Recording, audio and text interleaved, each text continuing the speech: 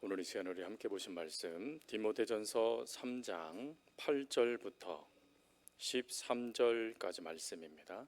신약성경 339면입니다.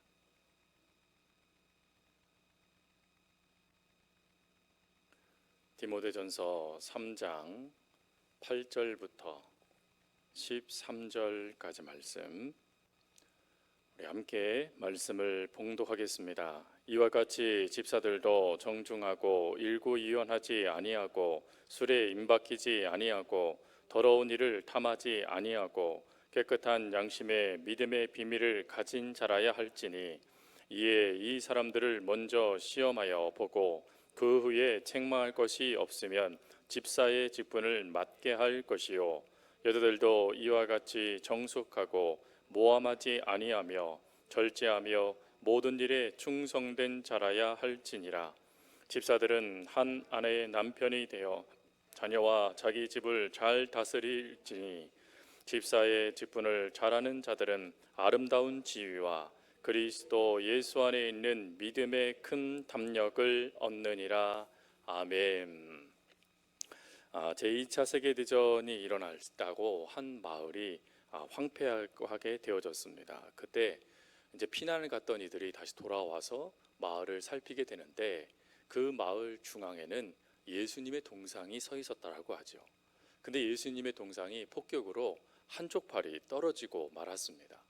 그래서 그 모습을 안타깝게 여겼던 마을 사람들이 회의를 했고 그 회의를 하면서 다시 팔을 만들어서 붙이자 아니면 다른 아예 부시고 새로 짓자 하는 등 다양한 의견을 이야기하다가 한 가지 결론을 내게 됐답니다.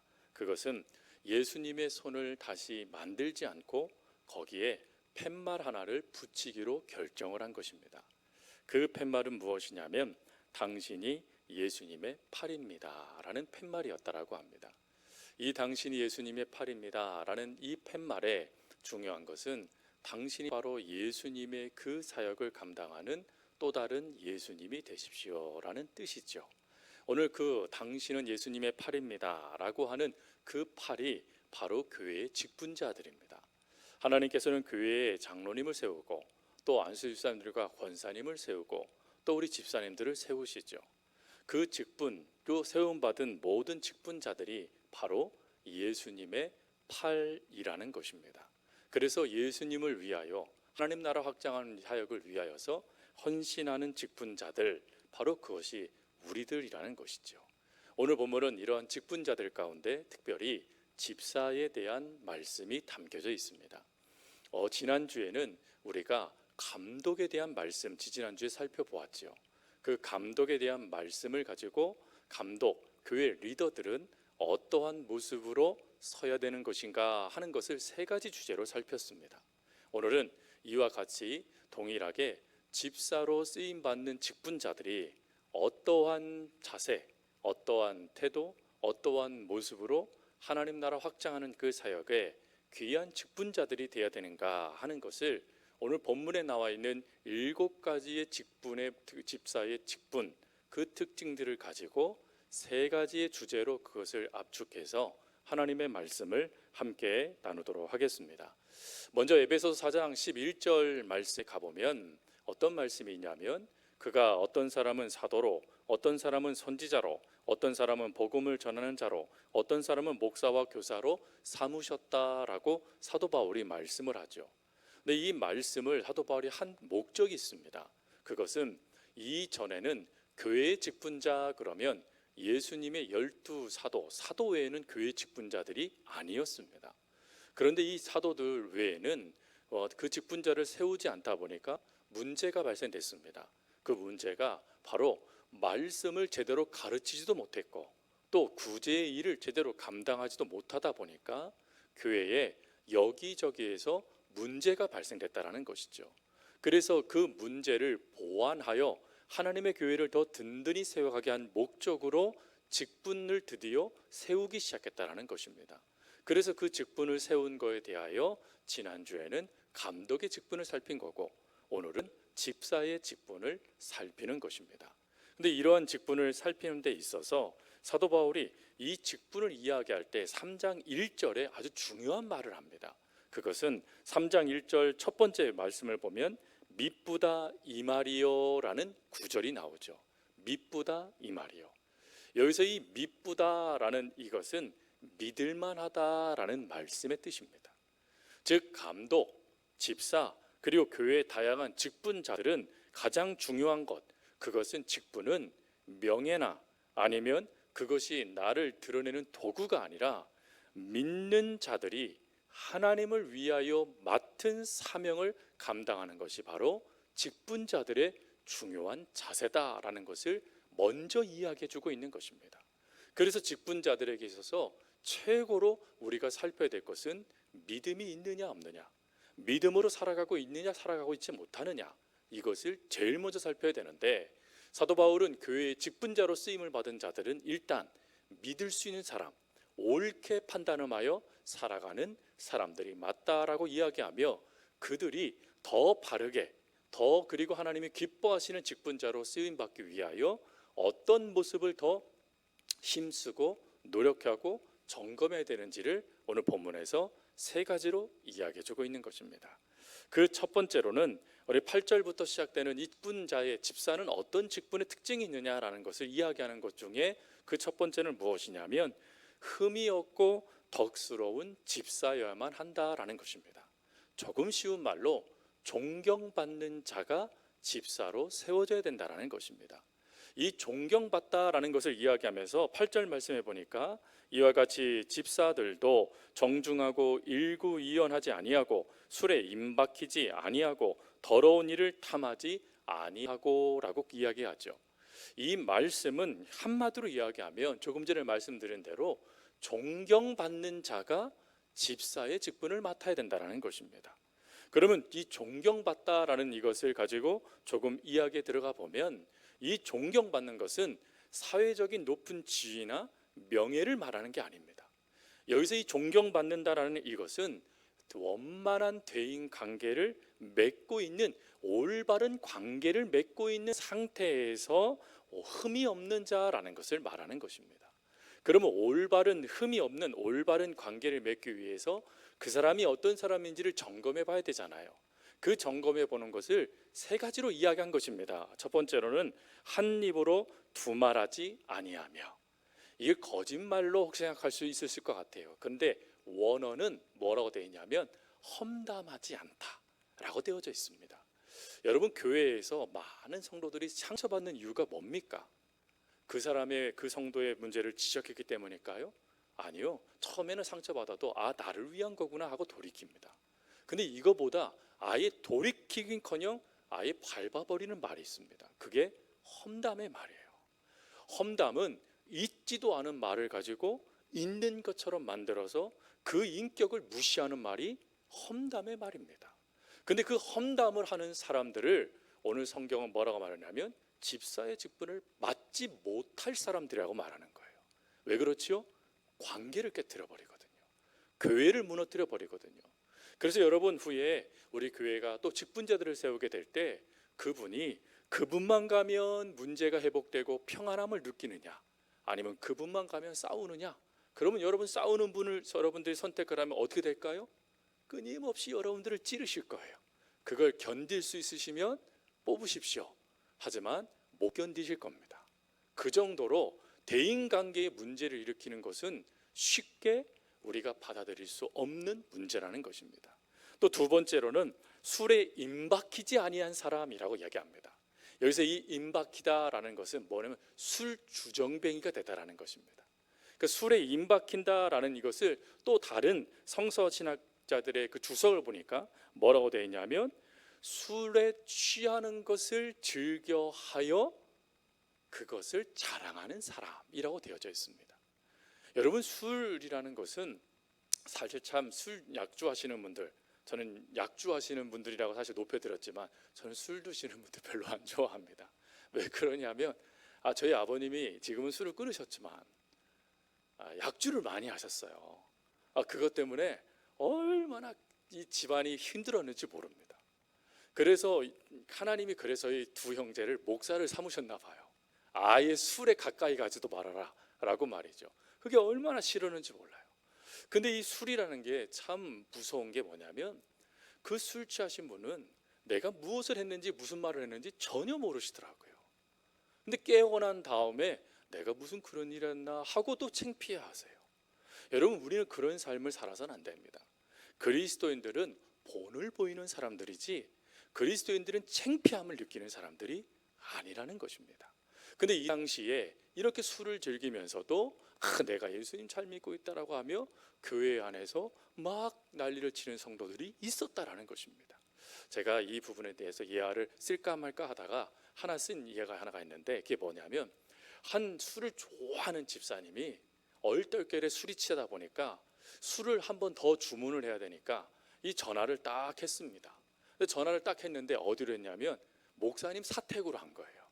그래서 목사님 사택으로 딱 했는데 목사님이 그 성도님이 혹시 상처받을까봐 아, 네, 그러십니까? 아, 네네, 알겠습니다 하고 조용히 끊으셨대요.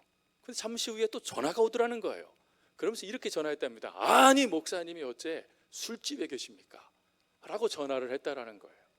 술이 취하시니까 내가 무슨 잘못을 했는지도 모르는 그러한 잘못된 삶을 살지 말아야 된다는 걸 말씀하시는 거죠.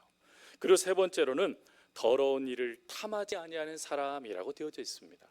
이 더러운 일을 탐하지 않는다라는 것은 뭘 말하는 것이냐면 내가 원하는 욕심을 추구하는 걸 말하는 것입니다. 즉 하나님 나라를 위해 우리가 쓰임을 받는데 하나님 나라를 확장을 위한 열정을 갖고 살아야 될 우리들이 내 욕심, 내 열정 갖고 살아가는 걸 말하는 것입니다. 그러면 탈이 나요. 왜? 하나님을 위해서 일을 했지만 실제적으로 그가 그 일을 했다라고 착각을 합니다. 그리고 내가 그 일을 했으니까 내가 인정받아야 한다 생각을 하는 거예요. 그것 때문에 교회가 어려워지는 경우들이 얼마나 많습니까? 그래서 이러한 모습들이 나타나지 않도록 그를 시험하여 보라 합니다. 이 시험하여 보다라는 것은 실제로 시험하는 게 아니라 구체적으로 살펴 점검하다라는 뜻입니다. 살펴보라라는 거예요. 왜? 하나님 나라에 하나님 영광을 위해서 말입니다. 그래서 그런지 여러분 한자어 중에 무슨 말이 있냐면 비인부전 부재승덕이라는 말이 있습니다. 이 비인부전 부재승덕이라는 이 말의 의미는 인격에 문제 있는 자에게 높은 벼슬이나 비장한 기술을 전수하지 말며 재주나 지식이 덕을 앞서게 해서는 안 된다라는 뜻입니다. 즉 그분의 성품을 살펴서 성품이 올바르면 그 지식과 중요한 것들을 전수하지만 하지만 성품이 모나거나 무엇인가 문제가 되면 어떤 것도 그에게 향하지 마라라는 말씀을 주시는 거예요. 여러분 이 세 가지 우리가 질문을 던졌잖아요. 근데 이 세 가지 질문은 사실은 딱 하나에 대한 질문을 던지고 있는 겁니다. 그 질문은 뭐냐면 그분의 성품이 어떠느냐, 이걸 지금 질문하고 있는 겁니다. 그분의 성품이 하나님께서 기뻐하시는 존중받을 만한 성품이 있는 분을 하나님께서 세우기를 원하신다는 것이죠. 이게 첫 번째 사도 바울이 오늘 우리 집사를 세우게 될 때의 첫 번째 기준입니다. 두 번째 기준은 믿음이 분명한 집사를 세워야 된다는 것입니다. 이 믿음이 분명하다라는 것을 이야기하기 위해서 사도 바울은 두 가지를 더디해서 이야기했습니다. 첫 번째로는 깨끗한 양심이 있는 자를 선택해야 된다고 말하고, 두 번째로는 믿음의 비밀을 갖춘 자라고 이야기를 합니다. 여기서 이 깨끗한 양심은 우리가 알고 있는 그런 양심을 말하는 게 아닙니다. 여기서 말하는 이 깨끗한 양심은 거룩한 양심이라는 뜻인데, 이 거룩한 양심이라는 건 뭘 의미하는 것이냐면 하나님의 말씀을 의지하여 바른 판단을 내리는 모습을 말하는 것입니다. 즉 내 생각에 바른 것이 아니라 하나님 말씀에 바른 것을 판단할 수 있는 자라는 걸 말하는 거예요. 그러면 하나님의 말씀에 바른 것을 판단한다면 결국은 하나님과의 관계가 바르게 세워져 있어야 되죠. 하나님과의 관계가 바르게 세워져 있지 아니하면 내가 원하는 판단을 내릴 수밖에 없다라는 것입니다. 그래서 교회의 직분자는 하나님과의 관계가 바르게 되어져 있고 매 순간의 판단과 매 순간의 결정은 말씀에 기초하여 하나님이 기뻐하시는 판단을 내릴 줄 아는 리더를 뽑아야 된다는 거예요. 그리고 두 번째가 믿음의 비밀이라고 이야기합니다. 여기서 이 믿음의 비밀은 여러분 가끔 신천지에 빠지신 분들이 자꾸 이 비밀이라는 것, 우리만 알고 있는 비밀이라고, 이거 우리만 알고 있는 종을 선교사님 통해서 받은 거라고 이야기하지만 그걸 말하는 게 아니에요. 여기서 말하는 이 비밀은 체험을 말하는 것입니다. 즉 하나님을 믿음을 통하여 복음 안에서 내가 경험되어진 것, 즉 하나님을 내가 만난 것, 하나님 안에서 내 삶이 변화되는 것을 경험한 것, 이걸 말하는 거예요. 그러니 믿음의 비밀을 가진 자들은 한 가지 분명한 게 있습니다. 그게 뭐냐면 구원의 확신이 있습니다. 즉 하나님에 대한 이 복음에 대한 구원의 확신이 있어서 이게 흔들리지 않아요. 왜? 하나님을 경험했기 때문에 그 하나님만이 진정한 하나님이고 나는 그 하나님을 위해 사역하는 사역자라는 것이 분명해지기 때문에 그렇습니다.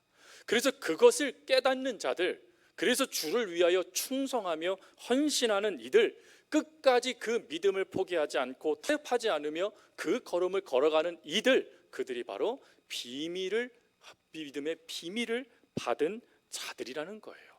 왜 이 믿음을 사도 바울이 이야기하면서 이 두 가지를 또 이렇게 얘기했냐면, 사실은 이 에베소 교회, 디모데가 목회하고 있었던 이 에베소 교회가 심각한 죄에 노출되어져 있었기 때문에 그래요.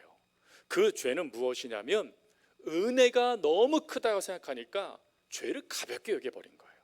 즉 우리가 죄를 많이 지어도 하나님이 그 죄 정도는 용서해 주실 테니까 괜찮아 이 정도 죄라고 반응했다라는 겁니다. 근데 그 모습에 대해서 사도 바울이 디모데전서, 이제 다음 주에 살피게 될 디모데전서 4장 2절에 가보면 뭐라고 표현하고 있냐면, 자기 양심이 화인을 맞아서 외식함으로 거짓말하는 자들이다. 화인을 맞은 자들이라는 거예요. 화인을 맞게 되어지니까 하나님이 관심이 없어요. 화인을 맞게 되니까 내게 옳은 거예요. 판단은 잘못된 판단, 거짓된 판단, 그리고 부끄러운 판단을 내리면서도 전혀 그것이 죄인지 모르는 잘못된 모습이 나타나게 된 것입니다. 그래서 이런 모습이 왜 나타났느냐 하는 것들을 사도 바울이 점검해 보니 결론은 믿음의 문제 때문이었다라는 거예요. 그래서 믿음이 바르게 세워져 있는 리더들을 세워서 교회를 다시 믿음 안에서 세워가야 한다라고 하여 이 기준을 이야기해 주고 있는 것입니다. 그리고 세 번째가 가정을 잘 세우는 집사여야 된다라는 것입니다. 여러분 가정을 잘 세우기 위해서 두 가지를 또 이야기했습니다. 첫 번째는 뭘 얘기하죠? 한 여자의 남편이어야 된다는 것입니다. 그리고 두 번째로는요, 자녀와 자기 집을 잘 다스릴 줄 알아야 된다는 거예요. 여러분 내가 지금 좋은 남편인가 또 좋은 아빠인가 하는 것을 점검해 보려면 한 가지만 점검해 보면 된답니다. 그게 뭐냐면 가족이 내 말을 어떻게 반응하는가. 가족이 내 말을 어떻게 반응하는가. 무슨 그 쓸데없는 소리하고 있어요 하고 받아들이는가, 아니면 자녀들이 한 귀로 듣고 10귀로 흘려버리는가. 이걸 보면 내가 지금 좋은 아빠, 좋은 남편은 아니구나 라는 것을 알 수 있대요. 그럼 또 실망하지 마세요. 항상 말씀을 들으면 그때부터 시작이라고 말씀드렸잖아요. 그러니까 지금부터 좋은 아빠, 좋은 남편이 돼야 됩니다. 그러면 좋은 남편, 좋은 그 아버지가 되기 위해서 필요한 게 뭐죠? 그래서 그 앞에 믿음 이야기를 하고 있는 거예요. 그리고 그 앞에 성품 이야기를 하고 있는 것입니다. 즉 하나님 안에서 우리의 모난 성품을 다듬어가고 믿음을 바르게 세우기 시작하면 우리들이 무엇이 부족하고 또 무엇을 더 바르게 키워가야 되는지가 분명해집니다. 그럼 그것을 가지고 우리는 뭐 하면 됩니까? 순종하면 된다는 거예요. 그리고 하나님을 사랑하듯이 순종하며 움직이는 그 삶에 우리의 삶이 달라지게 되고, 달라지는 그 모습을 내 주변에 있는 가장 가까이에 있는 가족이 먼저 깨닫고는 우리 아빠가, 우리 남편이 지금 예수님 잘 믿고 있구나 하고 그것을 인정하며 그 영적 권위를 따라 순종하는 삶을 살아가게 된다는 것입니다. 근데 이러한 삶은 남편에게만 허락되는 게 아니에요. 오늘 사도 바울은요, 두 번이나 반복해서 두 번이나 앞과 뒤를 가지고 무엇을 얘기하고 있냐면 집사의 직분을 이야기하면서 아내들, 여인들의 이야기를 하고 있습니다. 이 무슨 말이냐면 남편만 그래서는 안 되고 집사의 아내들도 그래야 된다라는 것입니다. 왜요? 왜 그래야 되죠? 바로 그것은 둘 다 주님의 일을 감당하고 있기 때문에 그렇습니다. 즉 남편만 주님의 일을 감당하는 것이 아니라 함께 주님의 일을 감당하는 동역자이기 때문에 그래요. 그래서 함께 좋은 남편, 좋은 아내, 좋은 부모가 되도록 노력해야 된다는 것입니다. 그런 모습이 있을 때 비로소 그 영향력이 교회로, 그 영향력이 사회로 정말 확대되어져 하나님을 온전히 드러내는 주의 직분자들이 될 수 있다라고 사도 바울이 우리에게 권면해주고 있는 것입니다. 여러분, 말씀을 마칩니다. 여러분, 직분은 하나님께서 우리들에게 그 사명을 위하여 맡기신 일입니다. 즉 그 일은 단지 내가 어떤 사람이야 하고 감투처럼 나를 드러내는 기능, 그것을 나타내는 것이 아니라는 거예요. 직분은 철저하게 1도 2도 3도 하나님을 드러내는 게 직분이에요. 그래서 내 직분은 하나님께로부터 받은 것이기에 우리는 최선을 다하여 하나님을 위한 삶을 살아가야 됩니다. 그리고 그 삶은 혼자서는 안 돼요. 장로님 혼자서 교회를 이끌어 가셔도 안 돼요. 장로님 지쳐요, 여러분. 집사님들 혼자서 또 교회를 막 이끌어 가시면 안 돼요. 그분도 지쳐요. 장로님을 위시하여 집사님과 권사님 또 우리 서리 집사님들이 함께 힘을 모아줘야 바르게 교회가 세워져요.